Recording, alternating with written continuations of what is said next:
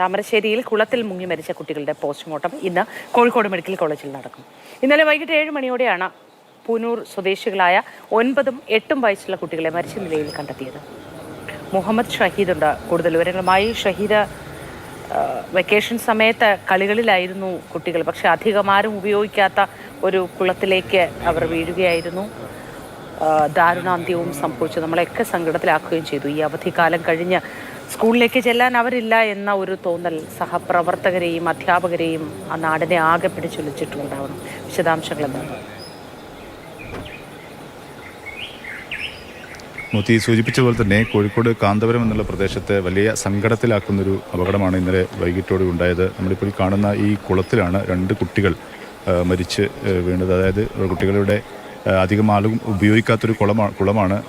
അങ്ങനെ ആളുകൾ നിരന്തരം വന്ന് ഉപയോഗിക്കുന്നൊരു കുളമല്ല.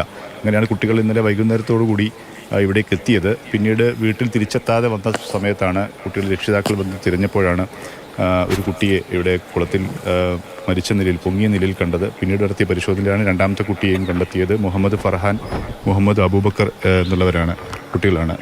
ആദ്യത്തെ ഒരു കുട്ടിയെ കണ്ട ഒരു ഷാക്കിർ നാട്ടുകാരനുണ്ട്. നിങ്ങളായിരുന്നു കുട്ടിയെ എടുത്തിരുന്നത്? അല്ല, ഞാനല്ല എടുത്തത്.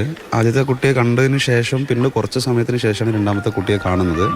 അപ്പോൾ അത് ഒരു 6:45 ശേഷം ഒരു 7 മണിയോട് അടുപ്പിച്ചിട്ടാണ് എൻ്റെ അനിയന് എനിക്ക് കോൾ ചെയ്യുന്നത്. ഇങ്ങനൊരു കുളത്തിൽ 2 കുട്ടികൾ വീണിട്ടുണ്ട് എന്ന് പറഞ്ഞിട്ട്. ഞാൻ കുളത്തിലെത്തുന്നതിന് മുൻപ് തന്നെ 2 കുട്ടികൾ അവരെ എടുത്ത് അവിടേക്ക് കൊണ്ടുവരുന്നുണ്ട്. അപ്പോൾ അവിടുന്ന് പെട്ടെന്ന് ഹോസ്പിറ്റലിലേക്ക് എത്തിക്കുകയാണ് ചെയ്തത്.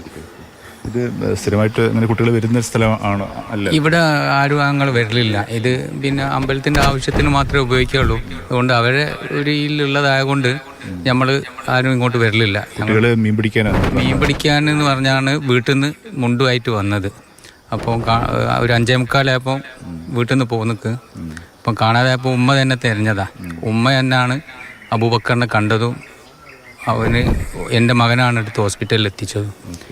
2ാമത്തെ കുട്ടി ഉണ്ടെന്ന് പിന്നെ 2ാമത്തെ കുട്ടി ഓനെ കാണാനില്ല എന്നപ്പോൾ ഉമ്മ തിരഞ്ഞു വന്നപ്പം തിരഞ്ഞതാണ്. എൻ്റെ വീട്ടുകാരും അയൽവാസിയെല്ലാം കൂടി അടുത്തുള്ള ഒരാൾ ടോർച്ച് അടിച്ചപ്പോൾ അടിയിൽ കടുക്കുന്നത് കണ്ടപ്പോൾ എടുത്തു ഞാൻ. അന്നപ്പോൾക്ക് അരമണിക്കൂറോളം ആയിട്ടുണ്ട് ബോഡി അവിടെ എത്തിയതിന് ശേഷം. മകൻ്റെ ഉമ്മ തന്നെയാണ് ആദ്യമായിട്ട് കണ്ടത്. മോത്തി, തൊട്ടപ്പുറത്ത് കാണുന്ന ഈ വീടാണ് മുഹമ്മദ് അബൂബക്കറിൻ്റെ, മരിച്ച അബൂബക്കറിൻ്റെ വീട്. അവരുടെ വാടക ക്വാർട്ടേഴ്സിൽ താമസിക്കുകയാണ്.